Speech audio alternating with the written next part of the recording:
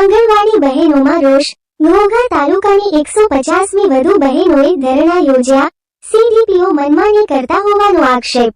ઘોઘા તાલુકામાં નવા આવેલા સીડીપીઓ દ્વારા આંગણવાડી મહિલાઓને વધુ પડતા પરેશાન કરવામાં આવતા હોવાનો આક્ષેપ કરાયો છે। આજે જિલ્લા પંચાયત પટાંગણ ખાતે આંગણવાડી મહિલાઓએ આક્રોશ સાથે રજૂઆત કરી હતી।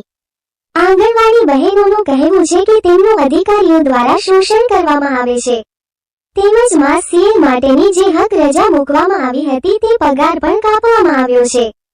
આંગણવાડીના વર્કર મહિલાઓ રજૂઆત કરવા કચેરી પર પહોંચતા કચેરીના દરવાજા પણ બંધ કરી દેવામાં આવતા મહિલાઓએ ઓફિસની બહાર જ પડાવ નાખી દીધો હતો। ઘોઘા તાલુકાના 185ની વધુ આંગણવાડી બહેનો દ્વારા આક્રોશ વ્યક્ત કરવામાં આવ્યો હતો।